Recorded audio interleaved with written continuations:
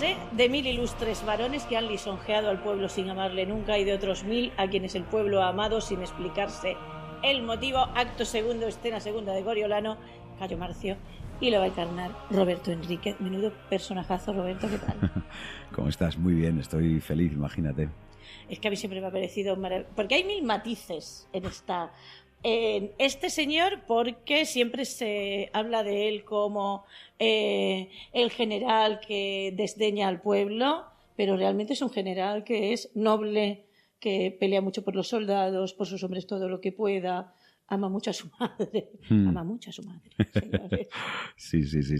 Es que, como hablábamos antes, pues es una función, yo creo que de las más controvertidas de Shakespeare, ¿no? Porque todo está como en una ambivalencia. Es su última obra y entonces es una obra de madurez donde efectivamente crea personajes muy complejos. Y Coriolano es el paradigma, digamos, del militar. Es un hombre, empieza la función con que viene hecho un héroe de Corioles, una tierra volsca muy rica, y entonces acaban de conquistarla y en esa ciudad ha entrado prácticamente solo él, acabando, es una máquina de matar. Entonces viene hecho un héroe y tiene esta cosa, esto que te digo, todo es orgulloso, un buen estratega, un soldado, pero efectivamente es muy clasista.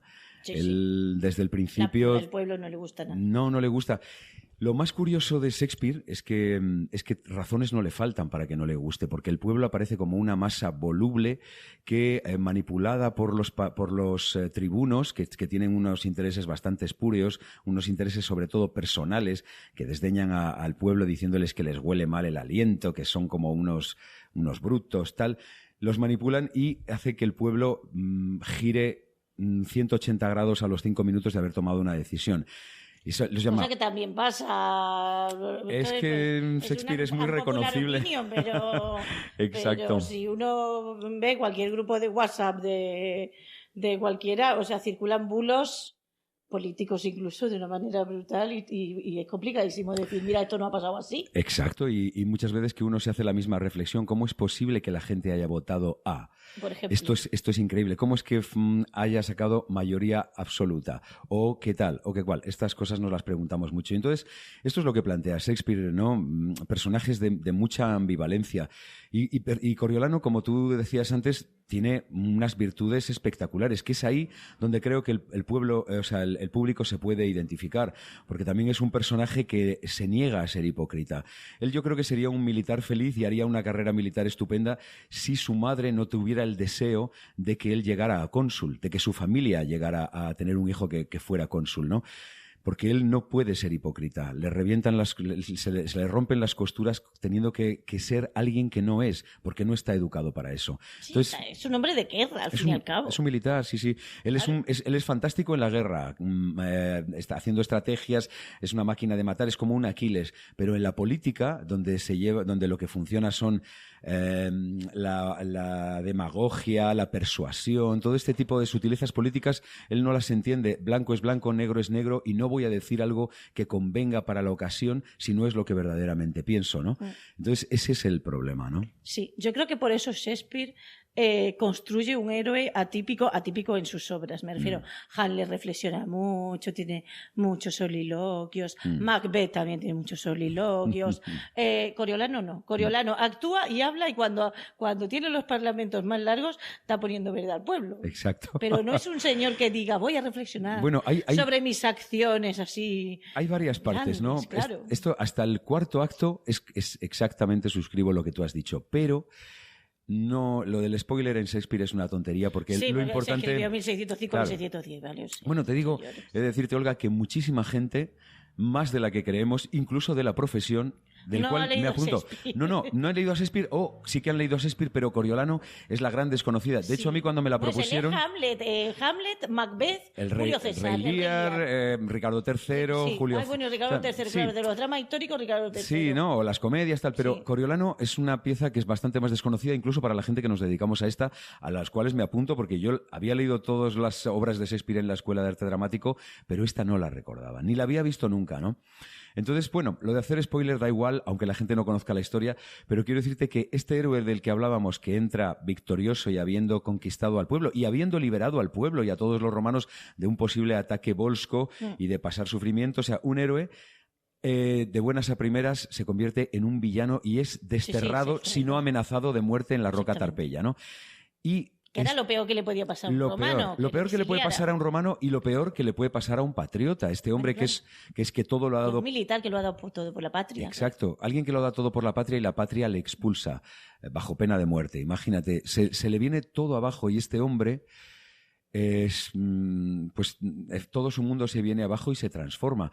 Entonces, a partir de ahí sí que hay algunas reflexiones que no hace, que no son desde el desprecio y desde esta actitud, sino desde este tipo que entra en otro lugar, se vuelve mucho más humano y siente también un desencanto. La razón que le hace unirse a los volscos es la venganza. O sea, que hay algo de eso también, pero es desde otro lugar completamente, ¿no? Sí. Bueno, yo quería hablar también de esta relación con estas dos mujeres, esposa y madre, ¿vale? Siempre hay gente que habla de Coriolano diciendo, tiene una relación cuasi incestuosa con la madre, y yo lo veo, digo, pues, habéis leído un poco de Roma, señores, porque realmente las mujeres patricias usaban el poder de su cama o de la descendencia. Yo te mato a este y mi hijo es emperador y yo te mato al otro. Bueno, piensen en Libia, por ejemplo. O sea, que realmente la madre de Coriolano es la madre típica de que quiero conseguir el poder a través de mi hijo porque yo no puedo. Absolutamente. Volumia es un personaje, yo creo que es de los personajes de mujeres maduras de Shakespeare, yo creo que un personaje a la altura de Lady Macbeth, o sea, o quizá más importante todavía. Es un personaje brutal. Es una mujer ambiciosa, es una mujer muy líder, muy carismática, pero es una mujer ambiciosa y es tremenda. Es capaz de extorsionar a su hijo para que haga algo en contra de su naturaleza por sus propios intereses, porque considera que llegar a cónsul, obviamente, es lo mejor para él, para su familia y para todos, pero es un deseo personal. Y claro, ¿cuál es el talón de Aquiles de Coriolano? Su madre. Es como un poco semejante a lo que pasa con Aquiles y su madre, ¿no? Sí. Entonces, claro, porque la mujer quiere, bueno, de hecho lo dice en la obra, ¿no? Yo lo quiero vivo, no lo quiero con heridas. Exacto. Claro, cuantas más heridas tenga, claro. más... tiene 27, yo, pero ¿por qué las cuenta? Sí. No, es un momento muy cómico. Sí, pero ella tiene un ideario terrorífico, ¿no? Que es que preferiría un hijo muerto a que no fue... en la gloria. Claro, a que no se comporte como un verdadero soldado, como un héroe, ¿no? O sea, es una mujer terrible.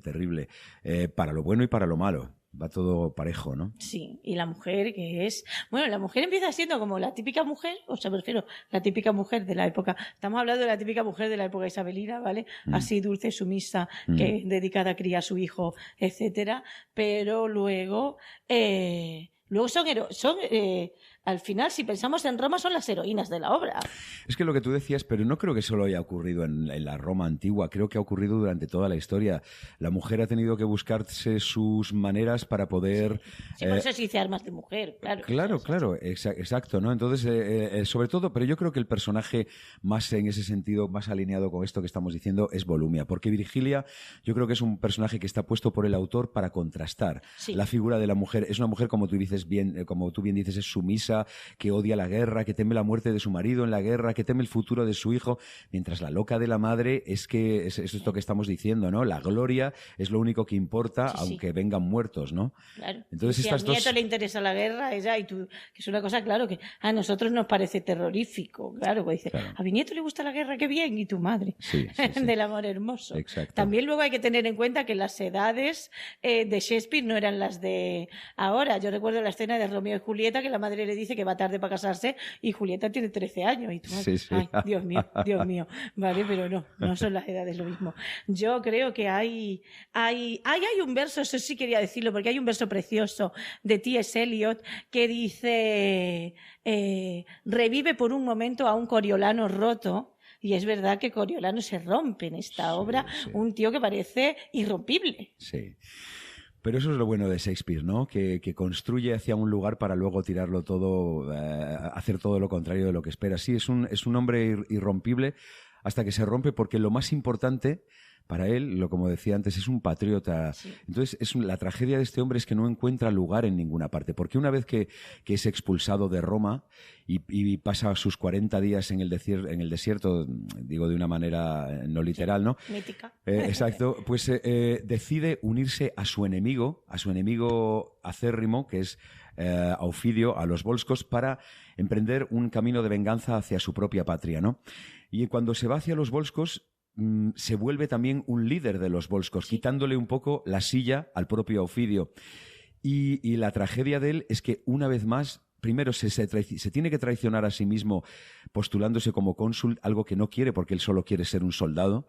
Se tiene que traicionar a sí mismo y, por lo tanto, es expulsado de Roma. Y luego, cuando jura fidelidad a los volscos, acaba traicionándolos también, porque su madre, su mujer, su hijo aparecen en el campo de batalla y le suplican que no masacre Roma, ¿no? Entonces es un hombre que finalmente se ve abocado a traición. Que lo más importante para este hombre es preservar esos principios y ser fiel a sí mismo, y es lo que acaba una y otra vez rompiendo, ¿no? Entonces es un hombre que al final le quita...